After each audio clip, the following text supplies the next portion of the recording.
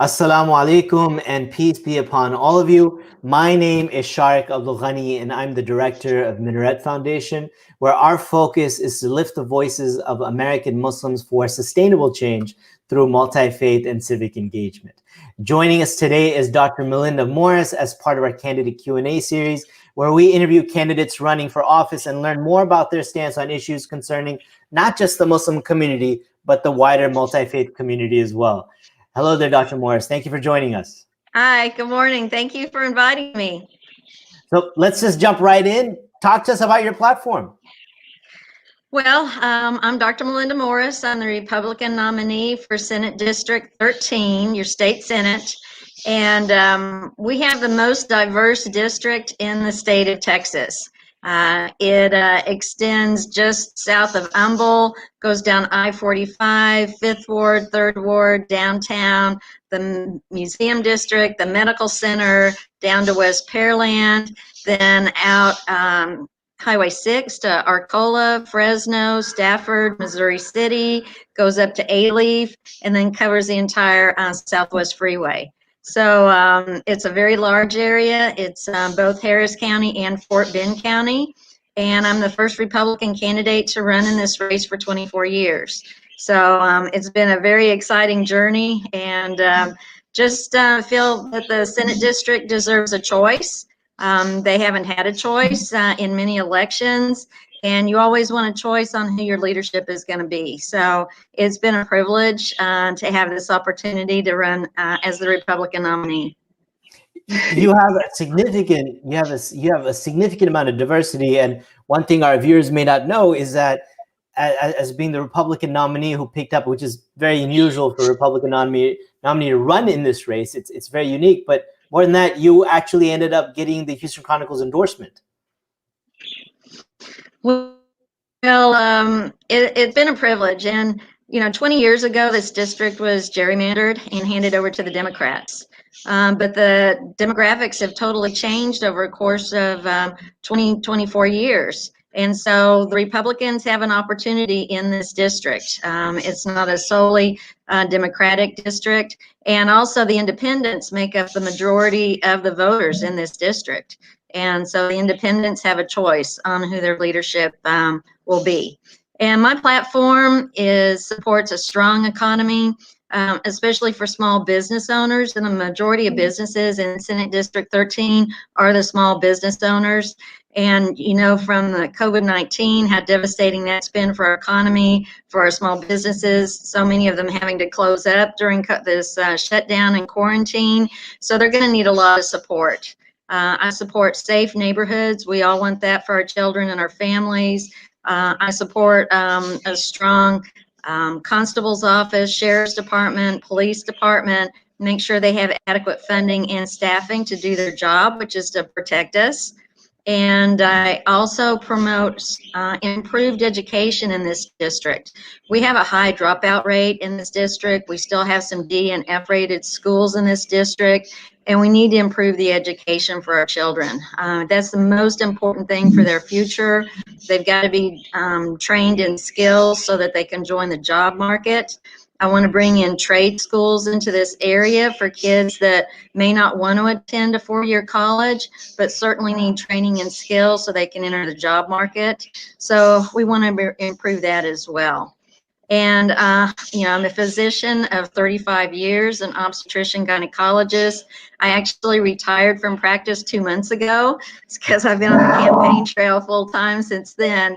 But many medical issues need to be addressed, including increased access to care, increased mental health care access, and we've got to be able to take care of the big pharma, the exorbitant costs of the pharmaceutical industry, and also get the insurance industry under control so that everyone has coverage and it's affordable. So lots of work to be done, needless to say, and very excited to have this opportunity. Senate District 13 needs leadership with integrity and experience and medical knowledge, and I bring all that to my campaign. Well, speaking of medical knowledge, let's just jump right into our first set of questions, which is about healthcare. For decades, healthcare costs in the U.S. have risen faster than the rate of inflation. And amidst the increase, there's been a 30% of healthcare spending is estimated to be unnecessary.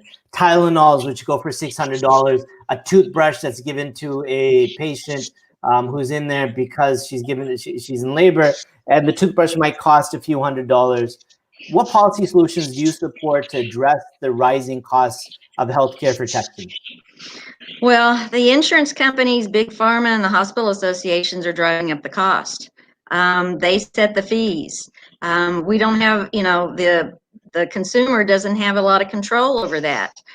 You would never purchase a car not knowing what the car is going to cost.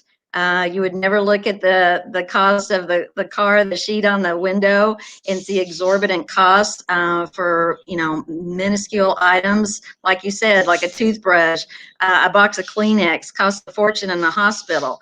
So they've been allowed to set their fees. There's been no transparency in billing.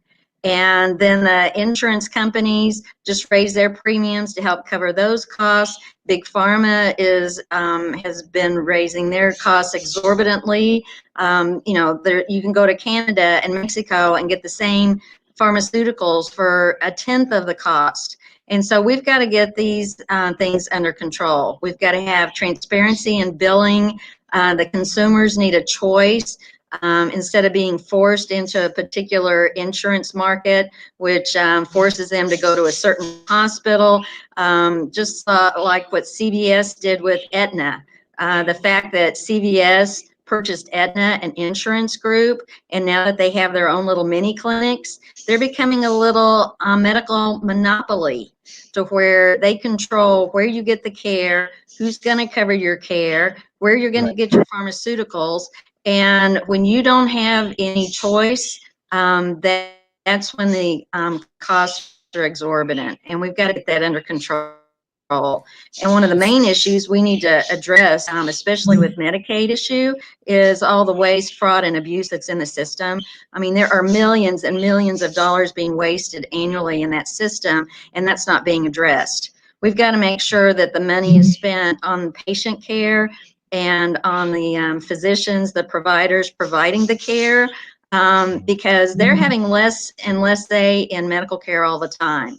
The insurance companies, big pharma, and the hospital associations are controlling care right now.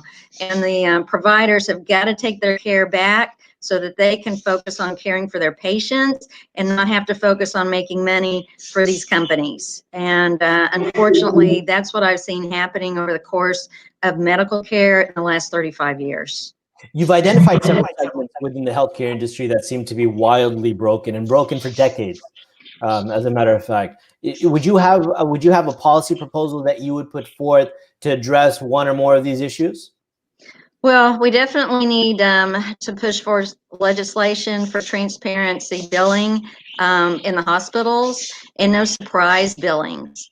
It doesn't, many people have experienced going to a hospital. You think you've paid off your bill, and 3 months later, all of a sudden another bill magically appears that you knew nothing about. And so we've got to make this billing transparent. Patients should be given the opportunity to shop for the best price. There are thousands of dollars difference between what one hospital charges for an MRI versus what another hospital charges for an MRI. And the patients are consumers, and they ought to see these differences in pricing. And if we open it up to the free market, a lot of this is going to take care of itself, because these hospitals won't be able to compete if they continue to charge exorbitant prices.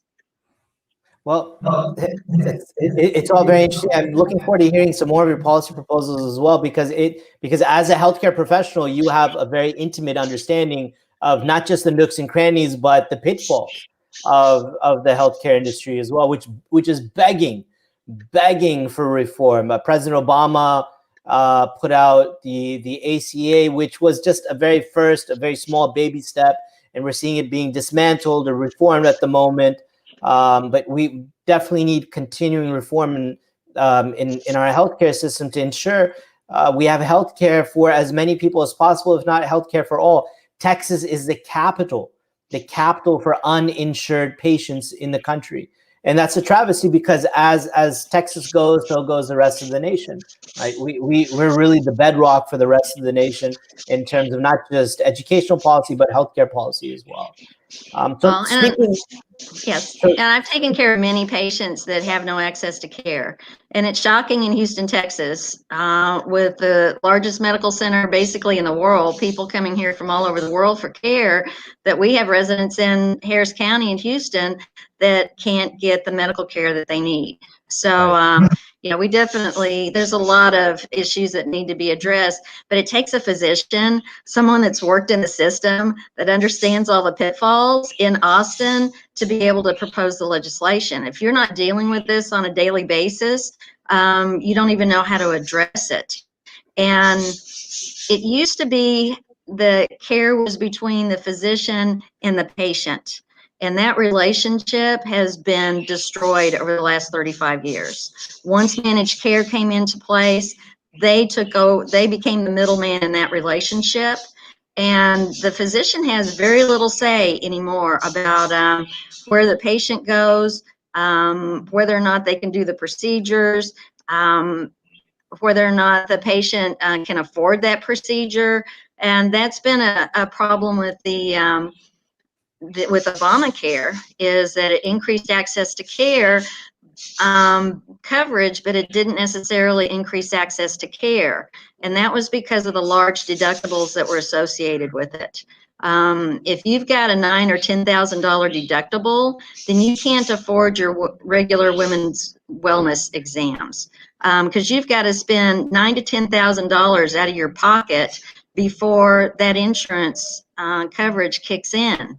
So for a lot of basic needs and basic care, patients that had the Affordable Care Act really didn't feel like they still had access to care.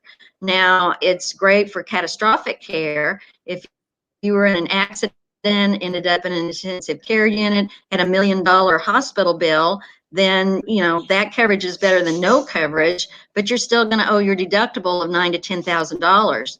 And the American public can't afford those high deductibles. So that's the main issue that's got to be addressed. It's not, we've got to provide care, but we've got to provide truly affordable care, and huge deductibles is not affordable for the American public.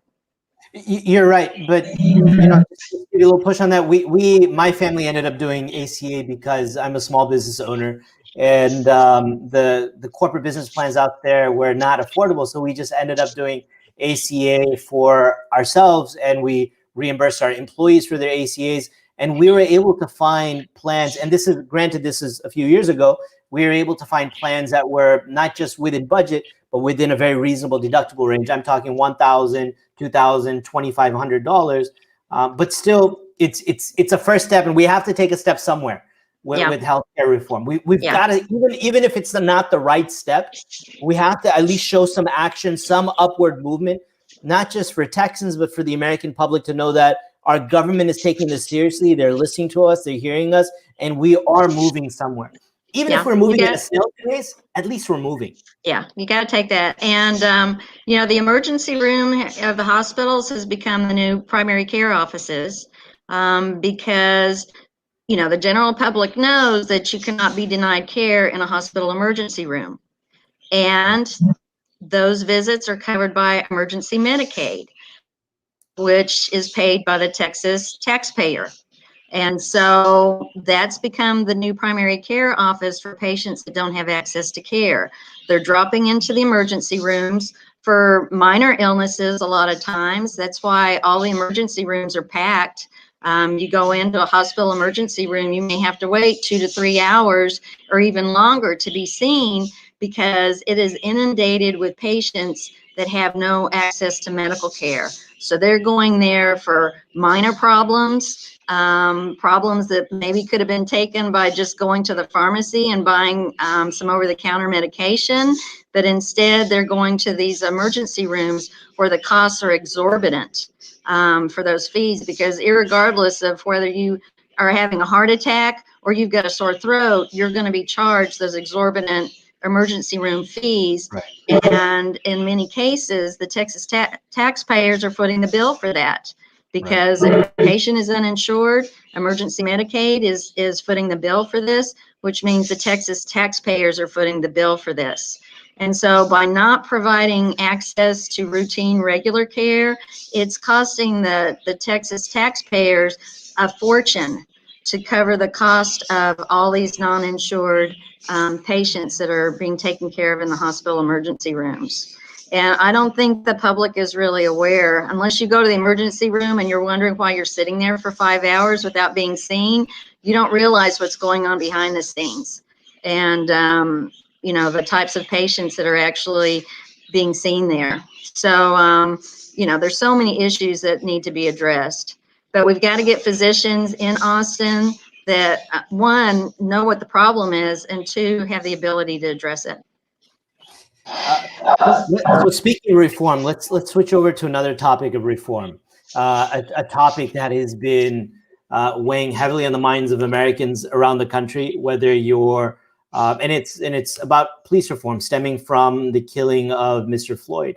You know, I sit on the mayor's task force for police reform here in Houston, and worked extensively with law enforcement. And one of the things that Chief Acevedo and many of the major chiefs have said around the state of Texas, Dallas, Fort Worth, Arlington, El Paso, I think even Abilene, Houston, obviously, and Sheriff Ed Gonzalez has said it, as well as Constable Trevor Nels, who's running for sheriff of Fort Bend County. He said it. Candidate Eric Fagan, who's running for Fort Bend County, has said it. You know, if a police officer has been dismissed, has been fired from one agency in the state of Texas, as it stands with TCOL rules right now, the peace officer license is not pulled, and they can be rehired a second time. So let's say they're dismissed on, you know, misconduct charges or hiding evidence or whatnot at HPD. They can go straight to Arlington and get hired over there, because their peace officer license is still valid. You have to be fired twice in the state of Texas in order for your peace officer license to be pulled. Let's analogize it with the military. In the military, if you're dishonorably discharged from the Marine Corps, any of the armed services branch, you cannot be a police officer in the United States of America. At all. Major police chiefs have called for reform in this very specific thing. Now, there's all areas for change, which benefit not just the community but law enforcement officers as well. But is this a piece of legislation that you think would make sense? Oh, I definitely do. And I even spoke to Joe Dana about this. You know, he's running for sheriff of Harris County. Right. And I just did a medical analogy.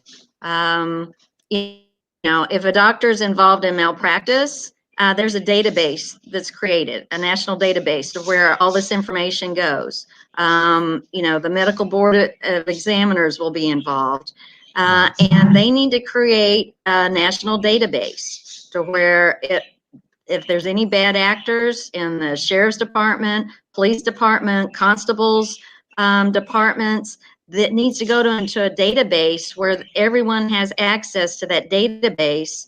And so when they go to try to, you know, get hired at another city, another town, another state, there's still a record of involvement in a previous employment.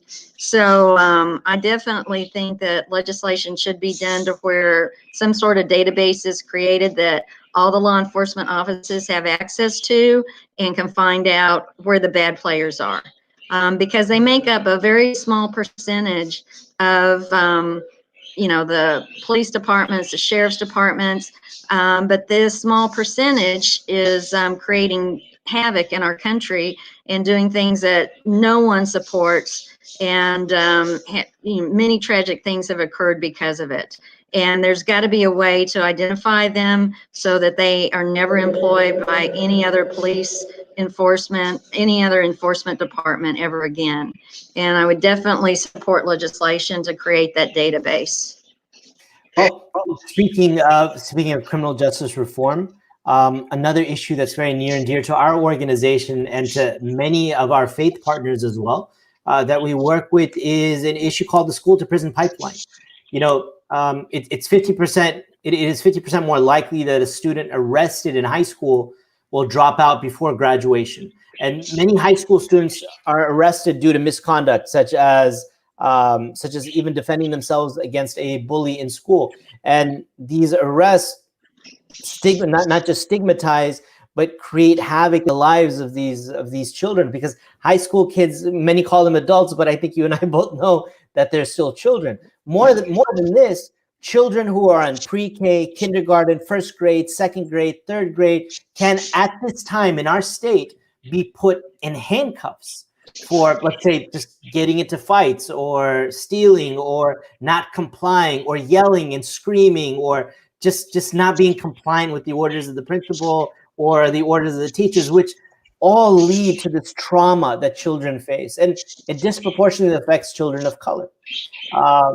What is one concrete step or policy measure you would take to combat the school to prison pipeline? And let me preface this by saying many of the law enforcement officers that we've spoken to in terms of the executives, such as Constable Nels and Chief Acevedo and Sheriff Gonzalez, many of them have different policy proposals that they would like to put forth. Eric Fagan had mentioned something to the effect of not putting children in handcuffs at all, period. Unless they're a threat to themselves or a threat to someone else, there's no reason that a child who defends himself against a bully, who's calling him all sorts of racial slurs, should be put in handcuffs. Where do you stand on issues related to the school to prison pipeline, and what's one thing that you would do? Well, I think the parents' involvement has to come back to the school. It's not up to the schools to parent the children. It's not up to the police departments to parent the children. And, they've shown how much better children do when the parents are involved in the education process. And this has got to begin early. I mean, this begins in kindergarten. You can't wait until they're in junior high and high school and they're having all these problems. That's too little too late. We've got to bring back the parent involvement in the school. Also, counseling in the school is very important, even at an early age. The teachers recognize this in the children early on. It's just they may not be able to say anything about it or do anything about it until it escalates. But teachers are very good at picking up clues on children that could be having problems, need counseling, and we've got to include counseling, the teachers, and the parents in this process. And the children that are at risk, they need to be, there should be programs initiated that increase the counseling of these children. And I believe in what they're calling the flight plan for children and their education, to where early on the children are involved in a process of what goals they want in their life, what jobs do they want to have, what future do they see for themselves, so that they become actively involved in a process that they can see benefits them. We have such a high dropout rate in these schools because the kids just don't see a future for themselves. They don't even see a reason why they're attending school. And then that just leads to criminal activity. It can down the road. But if we get these kids into a program to where they can see their future, they know they're working towards something good, they're working towards jobs, I think that'll be the main thing that we can do for the kids. But we've got to start at a very early age. We're talking once first, second, third grade, we need to start putting a plan together for these kids and not just waiting until they're a sophomore in high school and say, okay, now what do you want to do with your life? I think if these kids are put on a track of achievement and success at an early age, that this could combat a lot of the problems that we're seeing in the schools today. And any bullying that's going on, they need to be able to intervene. The parents need to be brought in. Counselors need to be brought in. So that these things can be taken care of at an early stage and not escalating to where the police are getting involved and coming into the schools to arrest children. That's totally inappropriate. I think this is something that you've been thinking about for a while. Pardon? I said I think this is an issue that you've been thinking about for a while. Well, I just have a lot of kids and grandkids. So. and I know you've got birds as well. So, you raise kids, you see anything and everything that goes on. And and the schools have changed. I mean, let's all admit it. The schools are not the same as they were 30 years ago. There's a different level of discipline in the schools, and I think bringing the parents back in and emphasizing the parental role with these children is going to be the first step. We've got to develop those relationships between the parent, the children, and the schools. So I think that's our best way to go. We don't want any of these children to fail. But if you wait too late, sometimes it's difficult to reverse this. And so early intervention, I think, is the key. And then creating a flight plan for these children so that they can see success in their future and be working towards something that they believe in. Make a big difference. Speaking of our children, since we're talking about our future, let's shift gears again one more time. Let's talk about climate change. Those two words seem to be very taboo. Sometimes in our state, specifically in a few circles, but climate change is, as you know, scientists, and you're as a scientist yourself, this is something that the data is showing that our Earth is changing, and our Earth is changing because of man-made causes. Now, in Houston, we are the oil and gas hub for the rest of the world. There have been many on the far left who said that we just need to completely end fossil fuels altogether, full stop. It's as if we're quitting smoking and just expecting the world to completely change. And then there's more, I guess, centrist approaches, and even approaches from our friends on the right who've said that we need to ease off of fossil fuels, not just because of climate change, but also because of issues related to national security. As a country, we are more secure if we can rely upon ourselves for our energy needs, such as wind, water, and solar, right? What's one step that you would take to ensuring that we as Texans, as Americans, have stronger national security and we can shore up our energy industry and move a little bit more towards green? Well, the petroleum and oil industry has made we have the cleanest air and the cleanest water in the nation now than we've probably ever had. I mean, I'm old enough to remember when we still had leaded gasoline in our cars, and used to see a fog of smoke lying over Los Angeles. But we've made a lot of strides, a lot of progress. And I think what people need to realize is that with solar and wind energies and with electric cars, that petroleum products are still necessary, even if you're not putting gasoline in your tank. 90% of your car is actually made of petroleum products. Right. Your tires are made of petroleum products. My shirt has synthetic fibers in it. Yeah. So if you pull, we can have all the electric cars in the United States. But if you want to look at all the products that are made from oil and gas products, you wouldn't have a car. You'd basically just have a battery sitting there on the ground. I wouldn't have. 90% of your car is going to be made of petroleum products, whether or not you put gasoline in the tank or not. And the majority of the pollution that's going on in our world is happening in China and Russia and in foreign countries that we have no control over. We can continue to do the best that we possibly can in the United States, and I think we're continuing to do that. But unfortunately, until some other countries in the world get on board too, unfortunately, these adverse effects may continue to happen.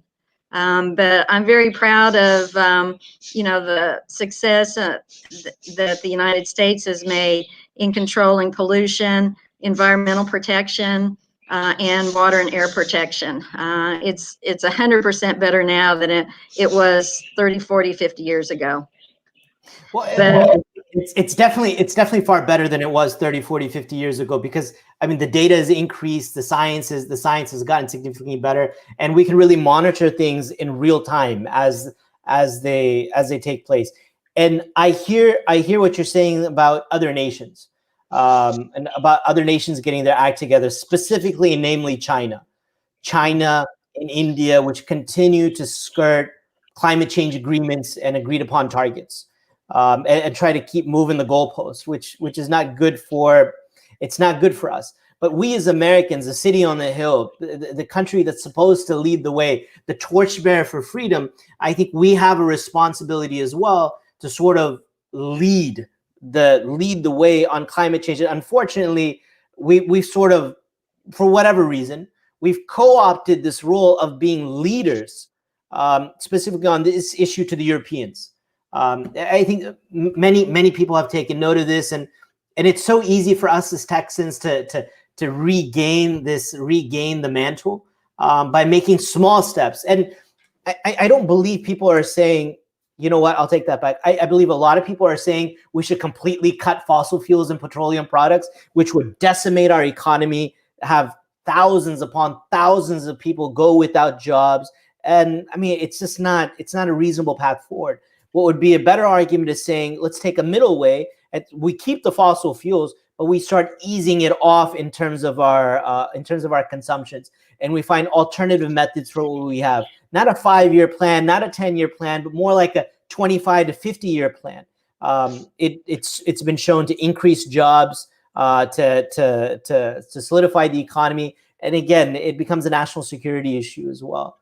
But I believe the energy sector is headed in the long term to something more than just fossil fuels, to diversifying its portfolio as well. And you're right. If all of us have Teslas tomorrow, it's not going to make a big dent. No. It just won't. It just won't. It has to be something more broad based, and it has to be something that's really well thought out. Right. So in terms of diversity. Diversifying our energy portfolio as Houstonians. Let's talk about switching gears a little bit.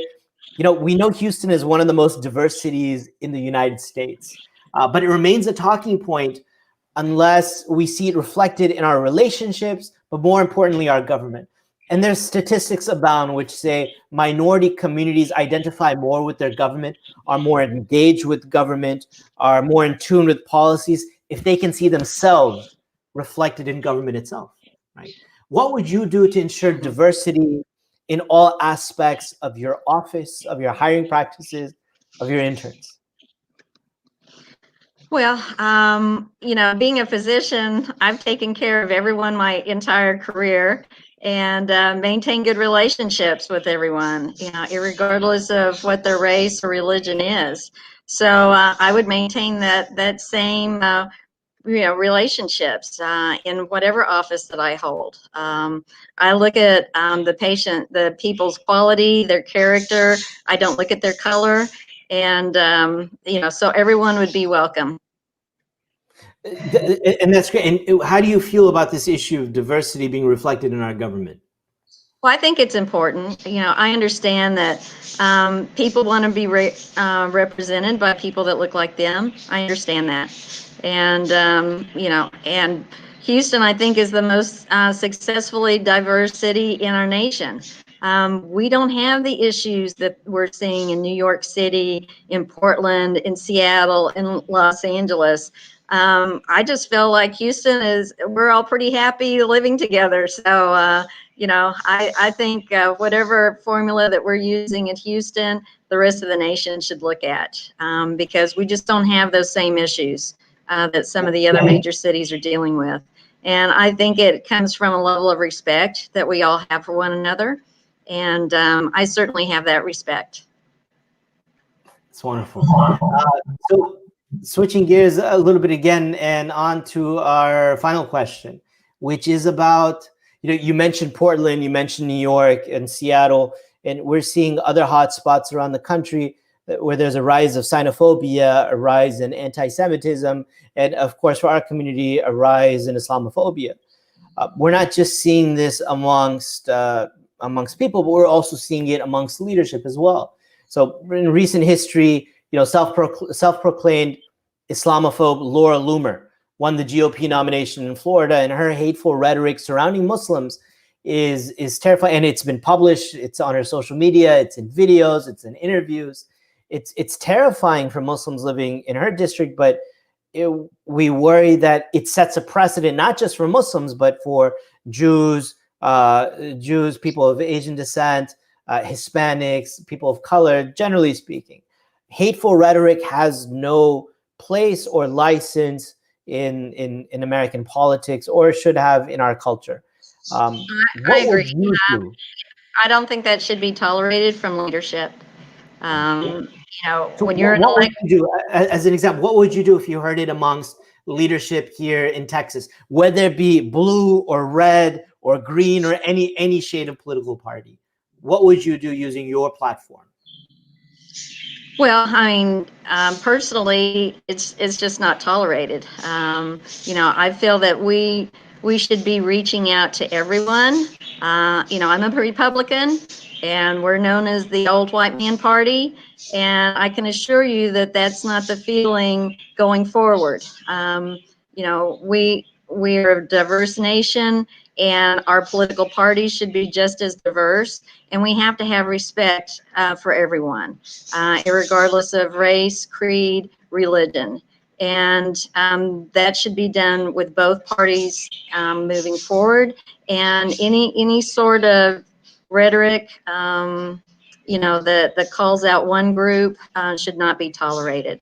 And you have the right to vote for your leadership, and if any way that leadership is showing an attitude that doesn't include everyone, that person should be voted out of office. I mean, we can't move forward by excluding people. We can only move forward by including everyone, and that's what both parties need to be considering. Would you, if elected, would you use your platform as a senator in the great state of Texas to condemn or call out hateful rhetoric amongst political leadership? Yes. I, That really sums up I what you said feel, before. there needs to be a change on a lot of levels. And, for the fact that I'm running in this race for the first time in 24 years, a Republican has even been in this race. My mission is to show that we need to change, we need diversity, we need engagement. And, because I'm doing things that people said couldn't be done. I'm going into neighborhoods that Republicans haven't been in for 20 years. And I'm reaching out to everyone. And I'm trying to be an example of what I think our party should represent moving forward. Well, down to our last question. How does your faith drive your decision-making process? Well, my faith just gives me an inner strength. Every day you face challenges, and every day I rely on my God to provide me the strength that I need to get through every day. I've dealt with a lot of adversity in my life, and just the courage to deal with this campaign on a daily basis. I am praying on a daily basis to get me through this campaign and to give me the strength and the knowledge and the courage to do what needs to be done. And I think all people of faith feel that same way. Well, thank you for your time. My name is Sharik Abdul Ghani. I'm the director of Minaret Foundation, where our focus is to lift American Muslim voices for sustainable change through multi-faith and civic engagement. Today, we're joined by Dr. Milinda Morris, running for Senate District 13, which is a